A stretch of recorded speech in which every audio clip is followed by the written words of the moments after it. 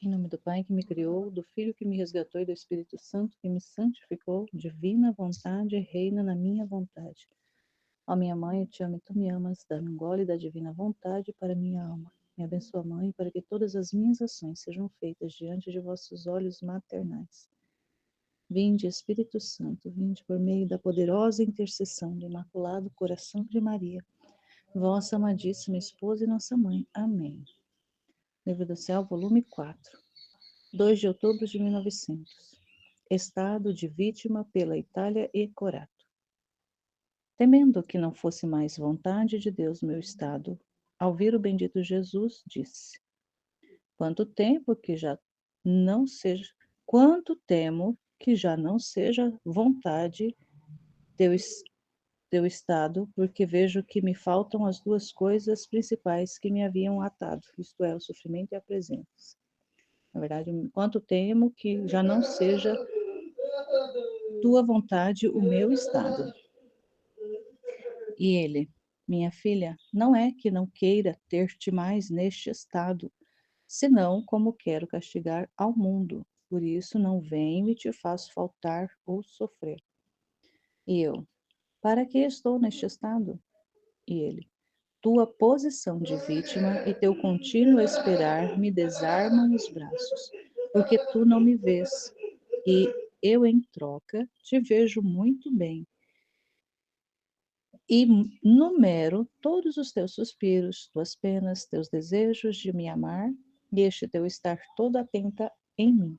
É sempre um ato de reparação por tantos que não se preocupam comigo, nem me desejam, mas sim me desprezam e estão todos atentos às coisas terrenas, enlameados na sujeira dos vícios.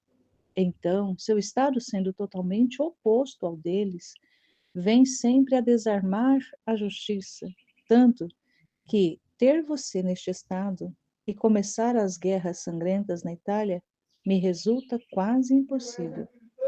E eu: Senhor, estar neste estado sem sofrer me parece quase impossível. Sinto que me faltam as forças, porque a força para estar neste estado me vem dos sofrimentos. Então, faltando-me estes, algum dia que não venha, eu tratarei de sair. Te digo isso antes, a fim de que não te desgostes.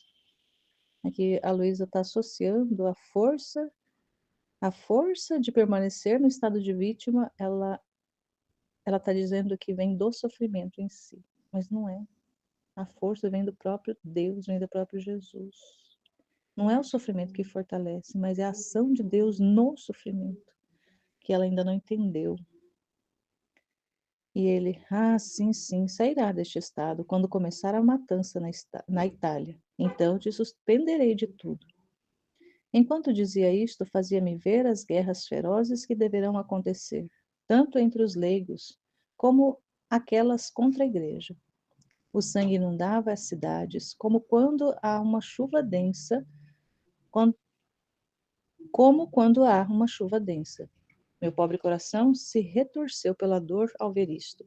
E pensando na minha cidade, eu disse: Senhor, se tu dizes que me suspenderás de tudo, dás a entender que nem sequer da pobre Corato terás compaixão, nem a perdoarás? E ele: Se os pecados chegam a um certo número, de modo que não mereçam ter almas vítimas, e aqueles que te têm vítima não se interessam, eu não terei, não terei nenhuma consideração de Corato. Dito isto, desapareceu e eu fiquei toda afligida e oprimida. Algo aqui que eu me lembrei quando ele fala que se os pecados chegam a um certo número, de modo que não mereçam ter almas vítimas, eu lembrei de que Jesus disse também, ainda hoje mesmo ele me lembrou, de que o número dos atos na divina vontade é que chamam a divina vontade para a Terra. Não são o tempo que conta, mas são os atos, a quantidade de atos feitos na divina vontade é o que atrai o reino à Terra. E a nossa vida também tem um trecho que ele fala que a vida humana ela não é determinada, ela não é contada no tempo, em número de dias, anos, mas em número de atos. Então, se os nossos atos na divina vontade é o que faz com que o reino venha, essa quantidade de atos, a prolixidade dos atos, ou seja, essa continuidade, essa permanência nos atos, sem esperar que ele vai terminar amanhã, mas assim, contínuo, contínuo, contínuo, estar sempre fazendo, sempre fazendo, sempre fazendo aquilo que ele quer, sempre estar na vontade dele, sempre estar correspondendo, sempre estar no posto, sempre estar ali sendo ordenado, sempre estar correspondendo à finalidade, ao propósito para o qual nós fomos feitos, é isso que conta, é isso que faz com que, é isso que é contado, não é o tempo, mas é a quantidade desses atos e a permanência fazendo esses atos, correspondendo, essa permanência correspondendo é o que é o que traz, é o que atrai o reino à terra, é o que faz com que o reino venha logo, que a divina vontade possa estar sendo, reinando sobre a terra logo, é a quantidade de atos. Então, também da mesma forma, o que ele diz aqui, que se os pecados chegam a um certo número, ou seja, a quantidade de pecado, ela chega a um determinado número, ele atinge, ele não é o tempo do pecado, mas ele é a quantidade. Então, é que essa realidade da quantidade aqui para Deus conta. A quantidade para ele então dá para até entender isso, não sei, posso estar errado aqui. Essa quantidade, ela tem uma relação estreita com a qualidade. A quantidade tem uma relação com a qualidade. Então, que ele olha, porque assim também como ele fala num dos trechos, que ele não olha o ato em si, mas a intenção. Então, o ato, ele, o que determina um ato bom ou mal é a intenção com que é feito esse ato. Então, um ato na vontade de Deus é a intenção que está, é a intenção ali que dá esse selo de é vontade ou não vontade de Deus. E tudo aquilo que não é vontade de Deus é pecado.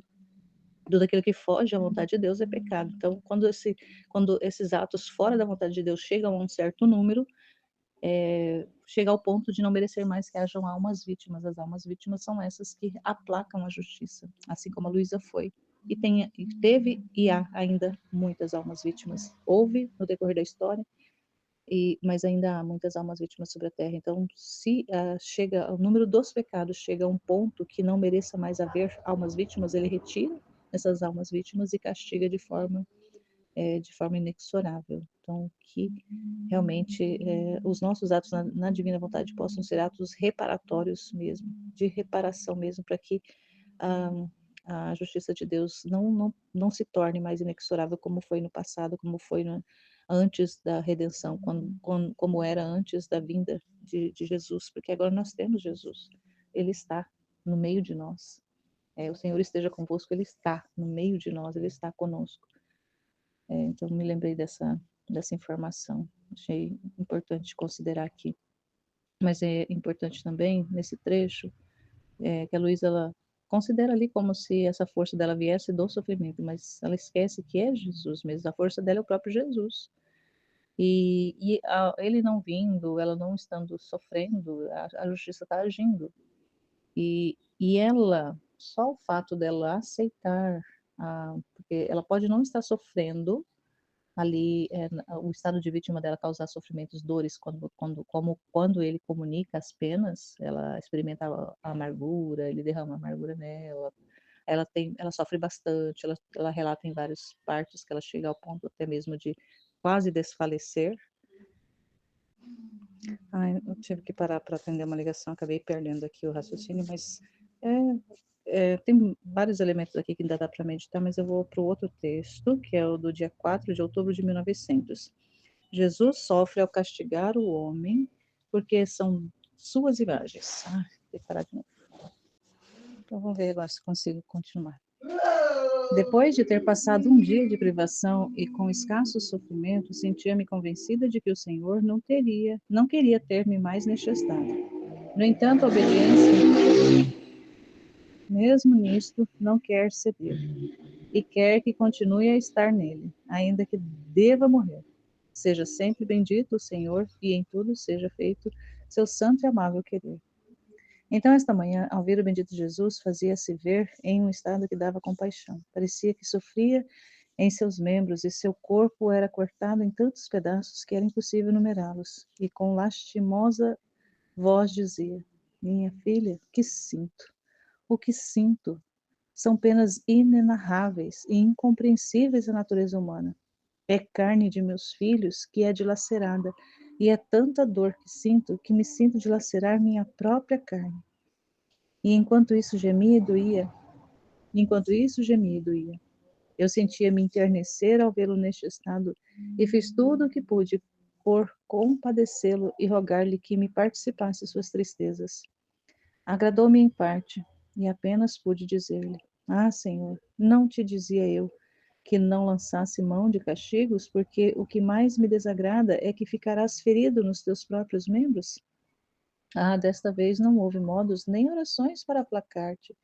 Mas Jesus não prestou atenção a minhas palavras. Parecia que tinha uma coisa séria no coração que o levava a outra parte, e num instante me transportou fora de mim mesma, levando-me a lugares onde ocorriam massacres sangrentos. Oh, quantas cenas dolorosas se viam no mundo, quantas carnes humanas atormentadas, feitas em pedaços, pisoteadas como se pisa a terra e deixadas sem sepultar. Quantas desgraças, quanta miséria. E o pior era que outras coisas mais terríveis deviam acontecer. O bendito Senhor olhou e, comovendo-se todo, começou a chorar amargamente. Eu, não podendo resistir, chorei junto com ele a triste condição do mundo, tanto que minhas lágrimas se misturavam com as de Jesus. Depois de ter chorado um bom momento, admirei outro traço da bondade de nosso Senhor. Para fazer que deixasse de chorar, ocultou seu rosto de mim. Secou-se as lágrimas e logo voltando-se de novo com o rosto alegre me disse: Amada minha, não chores, basta, basta. O que vês serve para justificar a minha justiça. E eu, Senhor, digo bem que já não é vontade tua o meu estado, em que aproveito o meu estado de vítima, se não me for dado livrar os teus caríssimos membros e isentar o mundo de castigos, tantos, tantos castigos?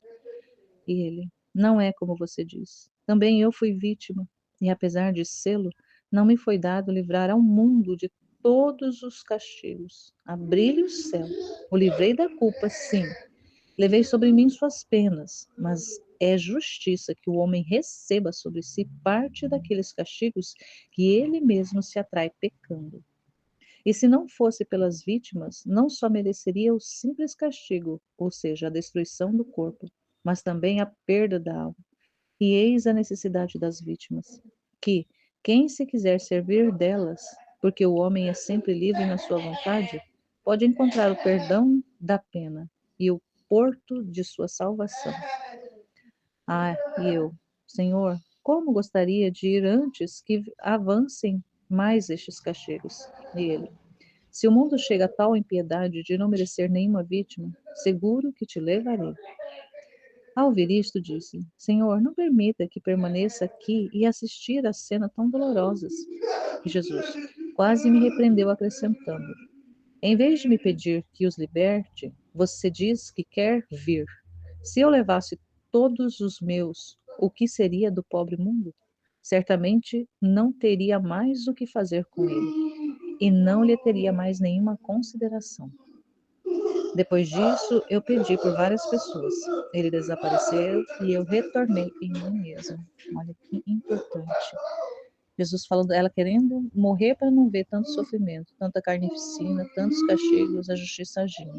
Só que Jesus fala para ela, se eu levar os meus, ou seja, ela que é uma vítima, no tempo dela existiam outras almas vítimas, no nosso tempo tem almas vítimas. Se ele recolhesse todas as almas vítimas, o mundo seria destruído. O próprio Jesus foi uma alma vítima. Ele é a alma vítima, por excelência. E depois que e mesmo depois que Jesus voltou para o céu, ele ficou na Eucaristia. Então, a Eucaristia é uma representação de alma vítima, de Jesus ter se mantido. Ele ter se mantido na terra, na Eucaristia, e também nas almas vítimas, fazendo esse trabalho, continuando esse trabalho redentor, e para depois ir dispondo as almas também para receber e até chegar a época da Luísa para que ela fosse a depositária do Fiat da santificação, se não houvesse, ele não tivesse feito isso, ele já teria destruído a raça humana por completo, porque o ser humano, cada vez que passa, quanto mais o tempo passa, mais o ser humano vai fazendo atrocidades, mais o ser humano vai chegando a um grau de... Olha só, quando ele castiga, como que ele apareceu para a Luísa lá, todo destroçado, todo em pedaços. Foi essa visão que ela teve. Porque quando ele castiga, ele sofre. E se ele não castiga, ele também está sofrendo. Por quê? Porque ele está nas almas. Ele está nas almas sofrendo. Toda a realidade de pecado, toda a realidade da rebeldia do ser humano também causa esse sofrimento, porque todos nós estamos unidos, nós fazemos parte desse corpo místico de Jesus, fazemos parte nós fomos inseridos na humanidade de Jesus. Deus se rebaixa à condição humana para poder nos elevar à condição divina, para nos divinizar. Para isso ele precisa se baixar, precisa se rebaixar, se fazer esse excesso de amor, esse excesso que ele relata nos 9 excessos na novena de Natal, o relato dos 9 excessos. Ele precisa fazer esse excesso sendo ele Deus, ter tudo à disposição dele, ele se abaixa à condição humana, à natureza humana, um Deus que se reduz à natureza humana para poder elevar o ser humano a ter, por graça, por meio dele, uma condição divina, uma condição de Deus, uma condição divinizada. Ele faz isso conosco. Mas até que ele consiga isso numa alma, até que uma alma seja convertida, até que uma alma seja resgatada, olha o sofrimento que essa alma causa a Jesus. Olha o sofrimento que essa alma causa a Jesus, os destroços que essa alma causa a Jesus.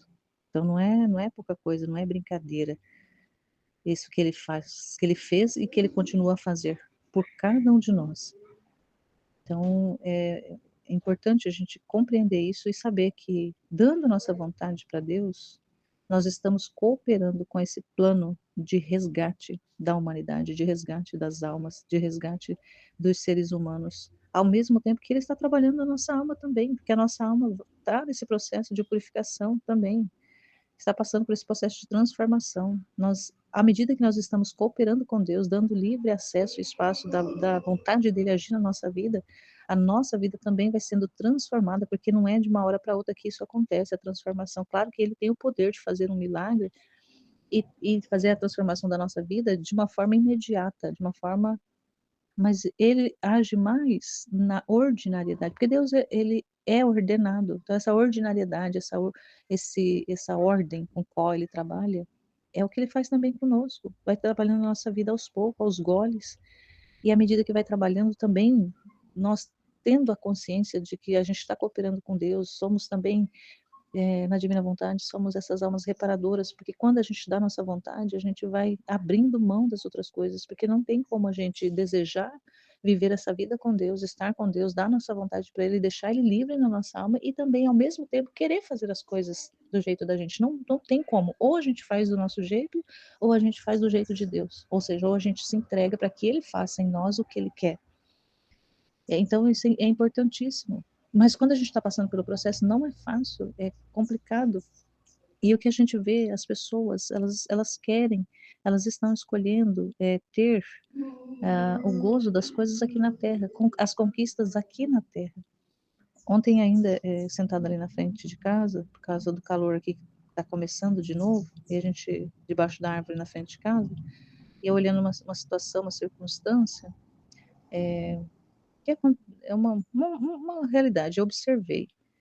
Uma realidade de liberdade humana, de conquista humana, e eu fiquei pensando a respeito, e falando, nossa Senhor, que estou aqui, estamos aqui. Depois eu até perguntei para minhas duas filhas, uma estava estudando, a outra estava lendo. Aí até perguntei para elas, o que vocês prefeririam? Estar aqui mesmo nessa ordinariedade, um domingo à tarde, de calor, uma estudando, porque tá fazendo, né, as duas estão fazendo faculdade, mas uma está, né, às vezes vai se estreitando os trabalhos, né, uma estudando e a outra lendo, ali fazendo fazendo uma leitura ali mais de distração mesmo, mas estava lendo. ou ter agora, cada uma de vocês, ter um carro e poder sair, ir aonde vocês quisessem, fazer o que vocês quisessem, o que vocês prefeririam? Assim, na hora elas me responderam, fazer o que eu estou fazendo agora, porque assim, porque é simples, é limitante, a nossa vida ela é muito limitada, muito limitada. As realidades do cerco que o Senhor vai colocando diante da nossa vida, eu vejo muito isso, Ele vai nos limitando muito, mas Ele não tira a liberdade de escolher. Você quer ir fazer diferente? Você é livre, você pode escolher. Só que uma vez que a gente toca na verdade, que a gente vê a verdade, a gente não pode dizer assim, não, agora eu vou, agora, Senhor, fica aí, divina vontade, fica aí num canto, coloco numa prateleira e agora eu vou fazer, vou viver a minha vida, vou fazer as minhas coisas, depois eu volto aí e a gente continua da onde eu parei. Não tem como fazer desse jeito. A nossa vida ela é contínua. Essa realidade da prolixidade, dessa continuação. E fazer, e fazer, e viver, e viver. E a gente vai vendo, abrindo mão das coisas, mas sabendo que a gente abre mão de realidades temporais por bens eternos. Então não tem valor, não tem proporção, não é que não tem proporção o valor de bens temporais com bens eternos, com bens celestiais, com bens divinos. Então quando a gente tem essa informação, a gente não pode mais desconsiderar e achar que, tudo bem, bens eternos, são bens celestiais, mas agora no momento que eu preciso são dos bens da terra, porque eu estou aqui na terra, né? Afinal de contas, eu estou aqui na terra. Não é assim que funciona. Não é assim que funciona. E a gente, uma vez que a gente entendeu isso, compreendeu isso, não tem mais como dizer que não sabia, eu não sabia, por isso que eu aproveitei. Mas muita gente está aproveitando essa vida. Tudo que a vida tem para oferecer aqui na Terra está aproveitando enquanto pode e não está considerando que depois vem a conta, a fatura vem depois. E mesmo que Jesus tenha pagado por todos os nossos pecados na cruz, ele fala aqui, é muito importante isso que ele fala aqui, deixa eu retomar aqui, ó, que é importantíssimo a gente compreender que muita gente não considera isso. Ele falou aqui, ó, deixa eu achar aqui, ele falou uma coisa muito importante aqui que a gente não pode esquecer. Amada minha, não chores, né? Ele falou lá porque ela estava junto. Ele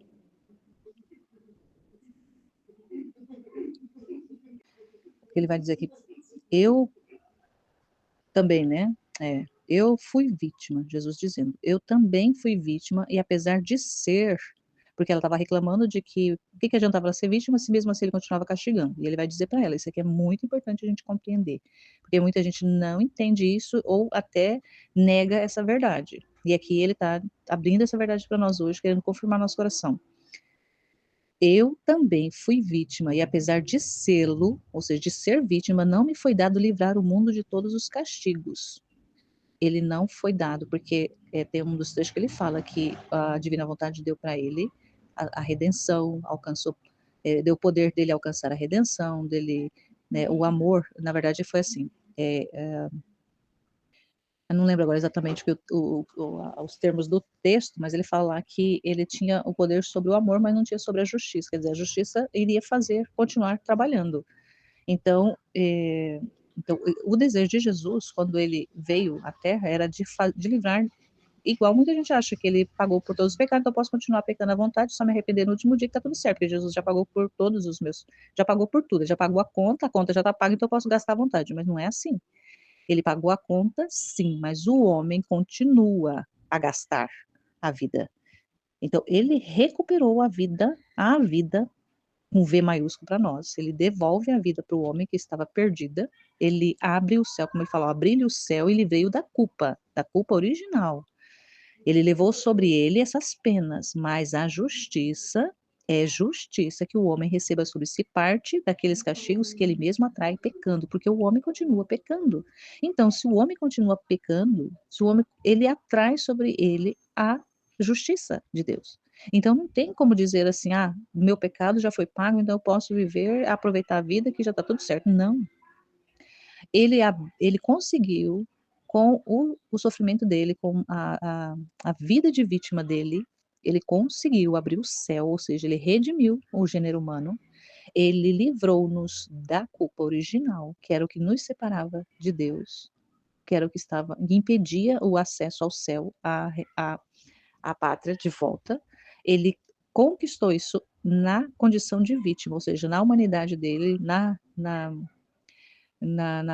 sua vida, paixão e morte, ressurreição, ele alcança isso, mas a justiça continua operando. A justiça não deu não deu tudo, não deu a fatura liquidada até o final. Então, assim, pagou uma parte, pagou tudo, mas como o homem continua pecando, a fatura vai continuar vindo.